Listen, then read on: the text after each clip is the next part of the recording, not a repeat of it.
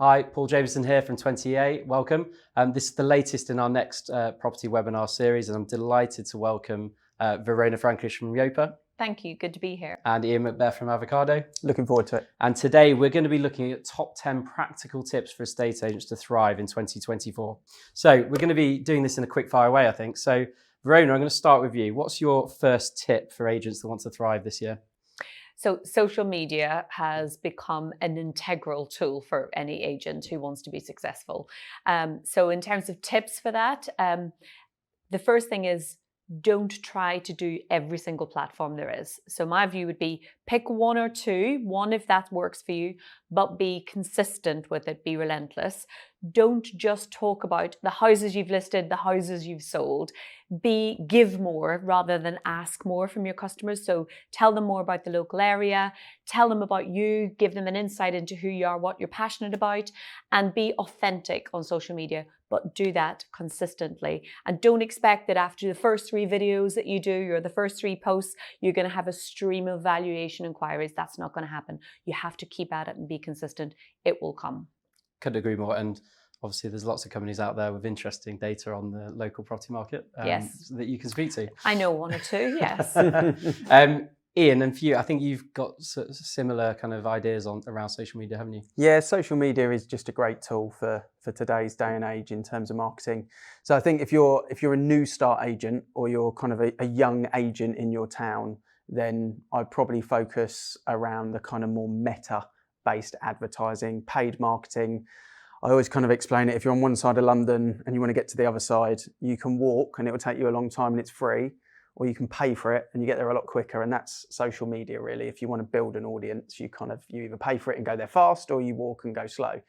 And I think if you're an existing business and you want to crack social media, the long form stuff is a lot stronger. So like a YouTube channel, building a bit of a show around YouTube for your community and leverage your already existing CRM database with kind of email nurture through YouTube works really well.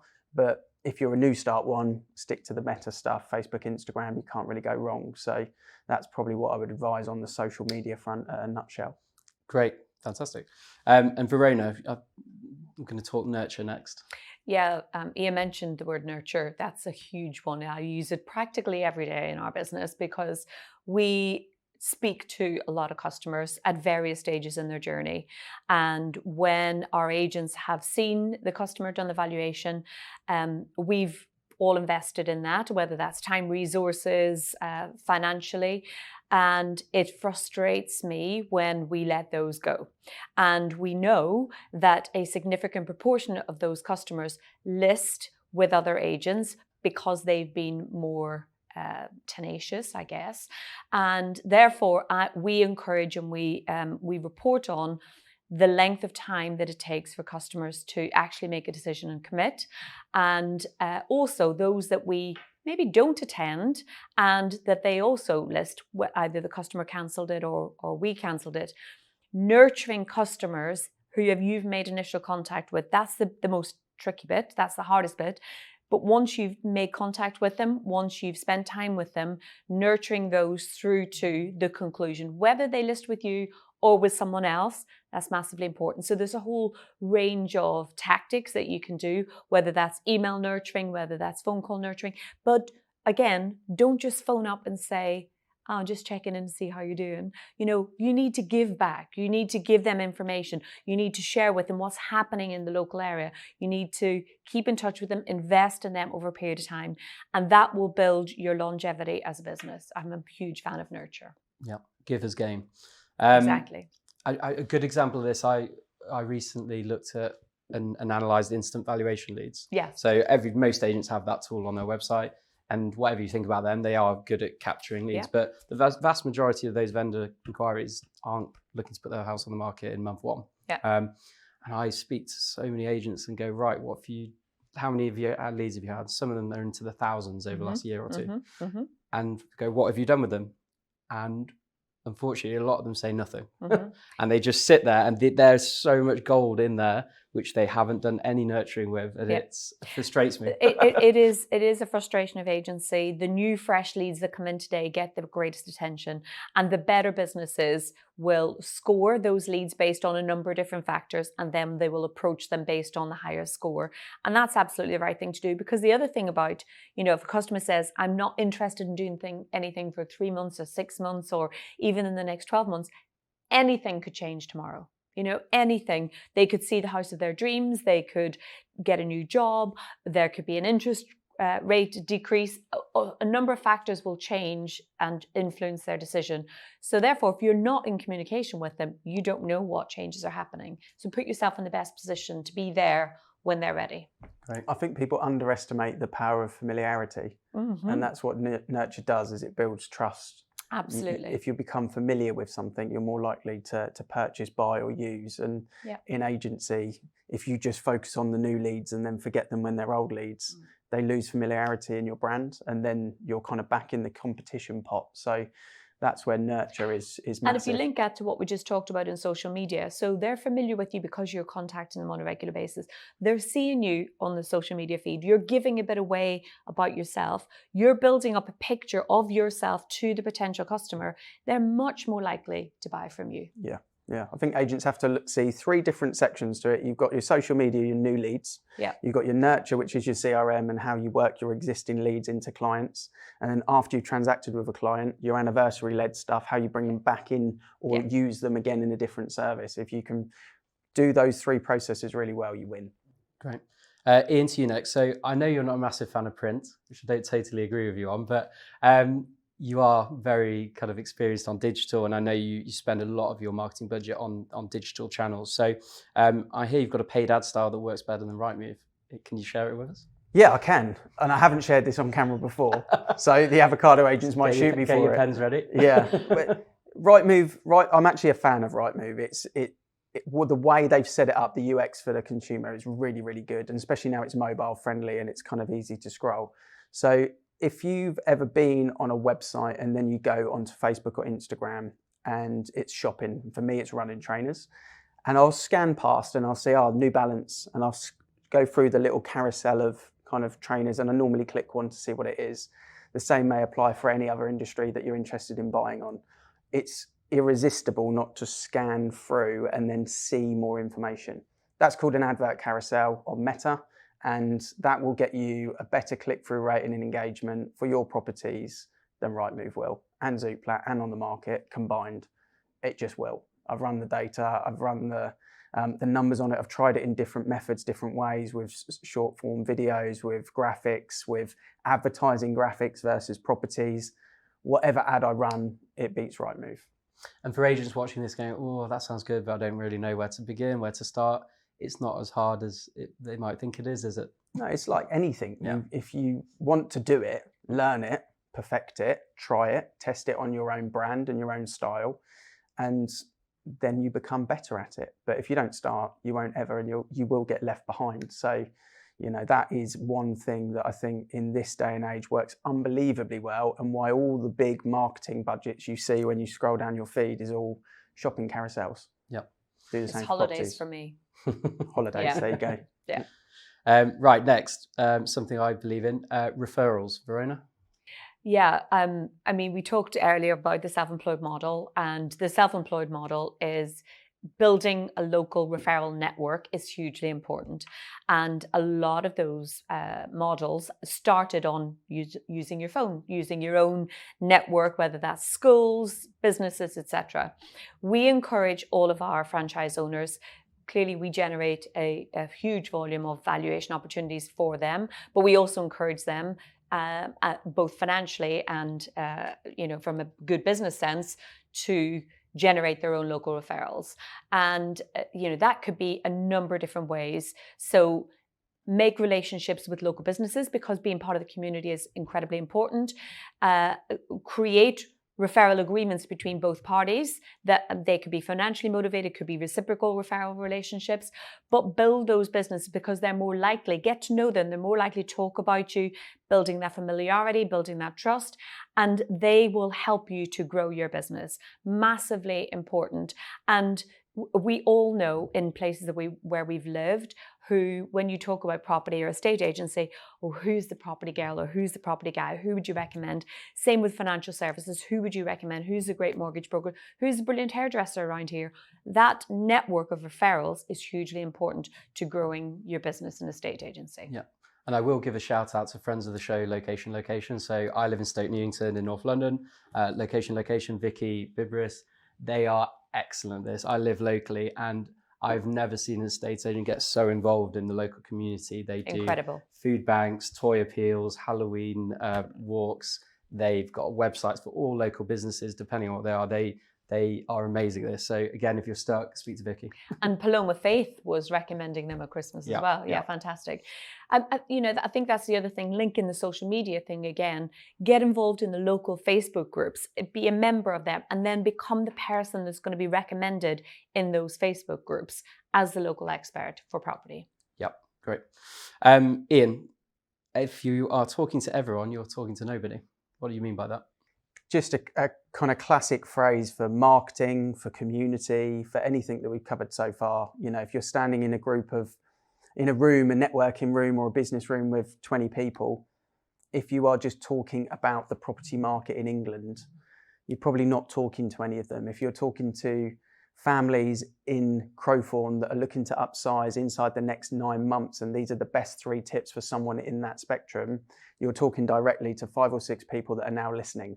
Whereas before the room was probably switched off. And the same applies on social media. If you are starting your video by introducing yourself and then jumping straight into what's great about a property or great about your agency or great about the market, no one's listening.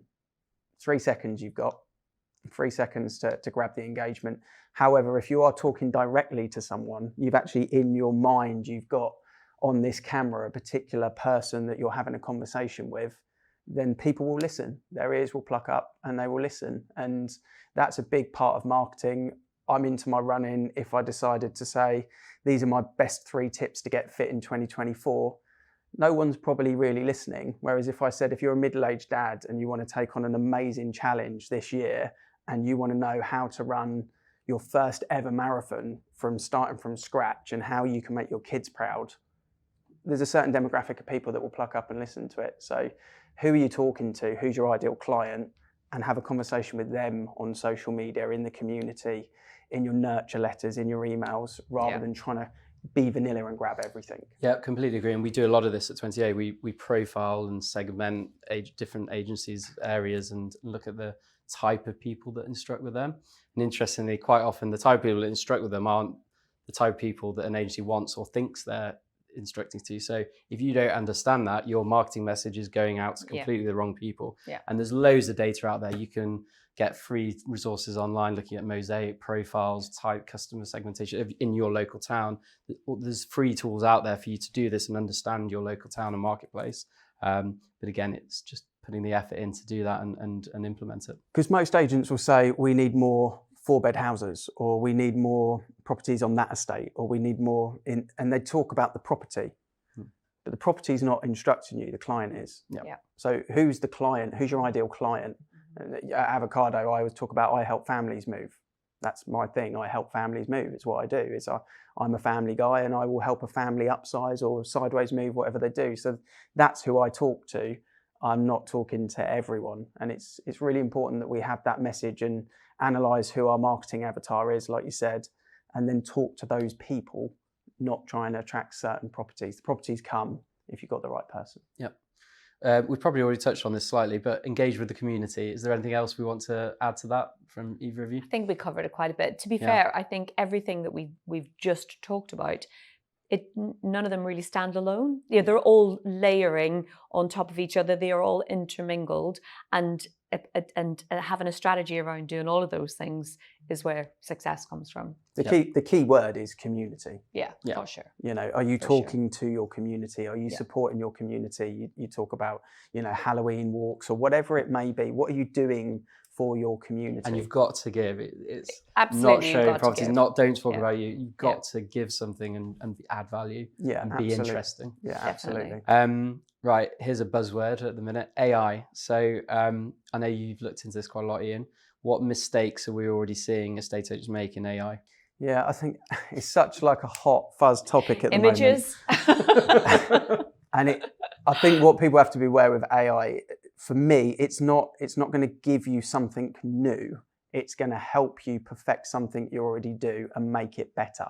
That's the way that I think, in the way AI is set at the moment for a estate agency, we have to focus on. So don't make something new out of AI. Don't make all of your graphics AI graphics, because we switch off to adverts. And if we know that your posts are all coming through with AI graphics, we'll just switch off because we'll just see it as advertising. So it kills me when people run ads with an AI graphic, because I'm just like, well, Agreed. it's not going to work. You know, people want the human part of it.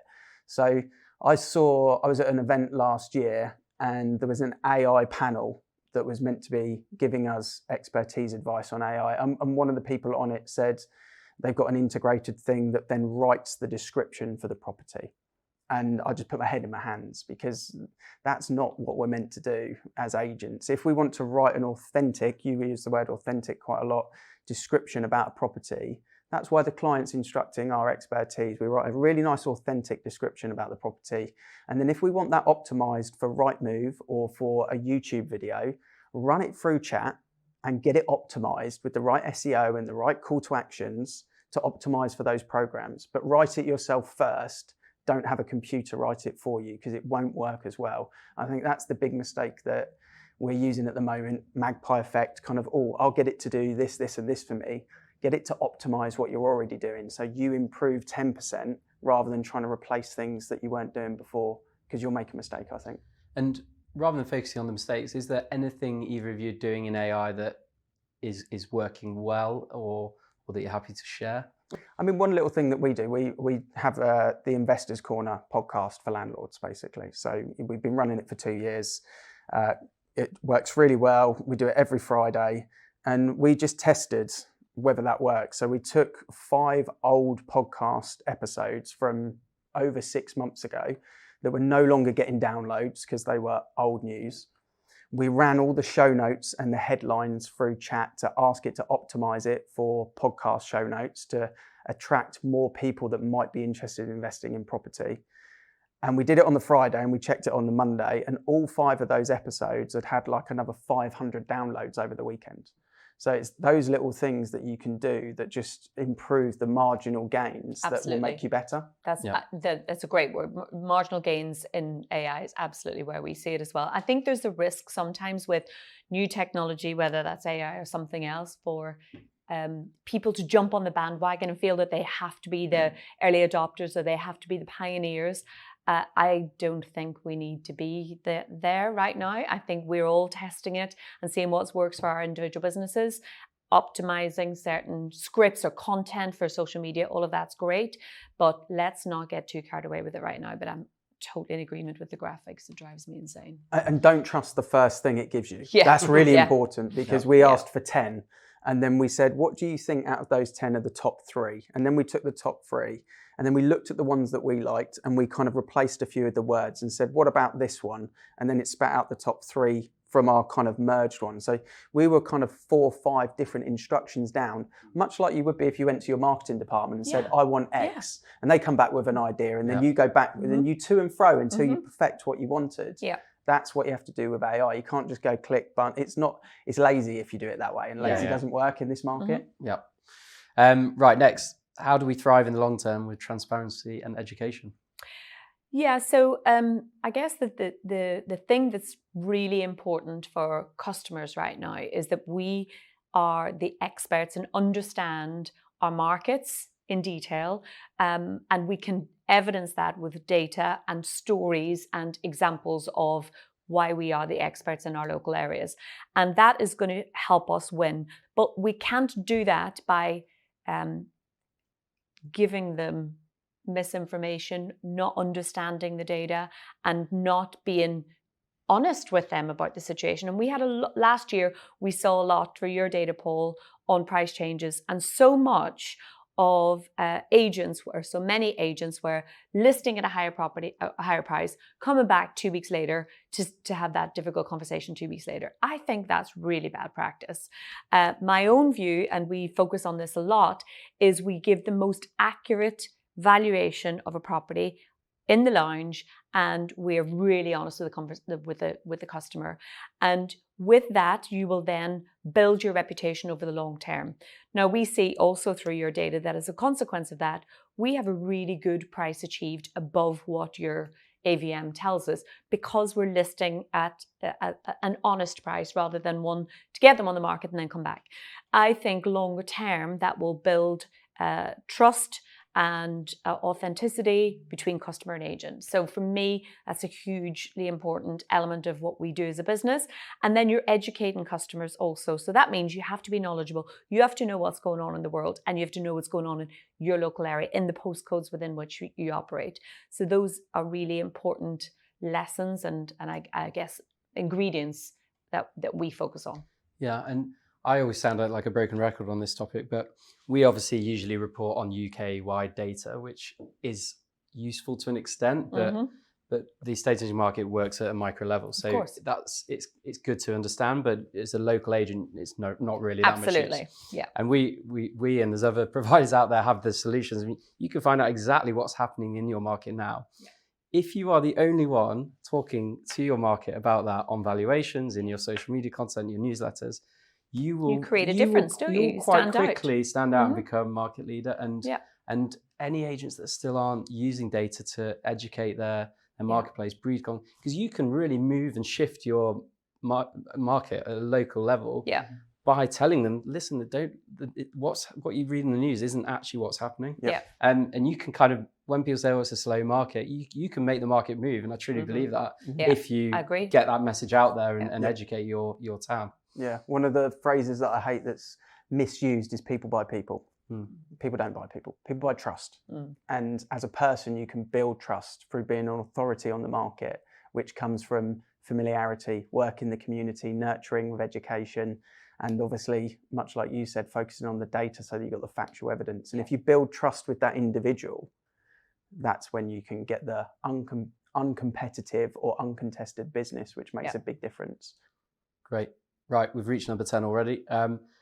Ian, final one from you. How to call out clients with single data sets. What do you mean by that? Yeah, so just because you sent me a 71-page document that had like about 100 million different data sets in it or different statistics in it, I just think it goes back to, I mentioned before about if you talk to everyone, you talk to no one. If you talk to one person, same with the data. There's some amazing places to get data like you guys, but if you go and start spitballing data after data on all your content, it can be lost a little bit. So you have to find your identity and one of the particular statistics that you kind of almost resonate with or that you're working with for one of your USPs. One of the statistics that you put in that document was that it takes on average 63 days to sell a property in 2023. So as an example, I looked at Avocado and we're 49 days. So if I was doing a particular video or an educational piece or a blog or whatever it may be, I might highlight that if you're selling in said local area, the national average that it takes an estate agent 63 days to do it. However, we do it exactly 14 days, 2 weeks faster in 49 days. And this is how we do it for our clients. And I just focus on that one stat rather than trying to bomb them with loads of extra stuff that blows their mind, and just keep it really simple, one single data set, and focus on that and how you give value to your clients with a strong call to action at the end. You don't need to oversell then. You don't need to sell anything. It's factual information. But if you throw loads of data at people, it gets lost. And to your point earlier, that will really resonate with someone where time is a key factor for them. Whereas another customer might say, actually, time is less important to me. Price achieved is much more 100%. Important. So to your point about focusing on the 50-year-old family man who wants to achieve that, you're scoping out everybody else and you're focusing on that demographic for that particular message. Really important. Yeah, perfectly said. One of the guys, Ricky, has just had his 1-year anniversary. And he said, I'm going to put this video out for my 1-year anniversary, and it had about 6 different statistics around Stevenage. And one of the things that we saw was that the national average was 96.6% of asking price achieved, whereas he was running at just over 103% of asking price. So if he focused on that one statistic that he achieves X amount % higher for his clients, that's a really positive. You could spin that and say, well, you're listing too cheap. Yeah. But however you focus the message is what people will hear. Yeah. So don't confuse people, just keep it simple. Yeah. And yeah, I mean, on a personal level, what helps me is I used to just do stuff ad hoc and it was not consistent. But if you actually kind of write down or have a content planner, and I'd have one for data or kind of insights or that kind of stuff, that would be a category. And just pick one a month initially. If you're doing nothing, start easy. Go, right, this month I'm going to concentrate on price achieved or time to sell, and the data's out there. And then you can, as you get more confident, ramp it up to every 3 weeks, 2 weeks, 1 week. If you kind of write it down and plan that, it will help. So, and to summarize on that as well, the big shift for me as someone that now I would say I'm strong in digital marketing or in marketing in general. Once I battered my ego to one side, that my opinion was irrelevant in marketing and that the data just says what the data says, is when you can start actually really focusing on good marketing, because all of our opinion is irrelevant when it comes to the marketing. The data says what the data says. And once you can move your ego to one side, like I did about 7 years ago, that's when you get to that point where you go, actually, that's wrong. Like what I thought was a good idea was wrong. It doesn't matter how I dress it up. This is what's working. Let's do more of what's working. Yeah. Great. Thanks very much. I think we'll leave it there. And to any listeners or viewers watching that, I hope you took a lot out that I did. And I think if you even implement 2 or 3 of those things, I'm sure you'll have a successful 2024. So Ian, Verona, thanks very much. Welcome. Thank you.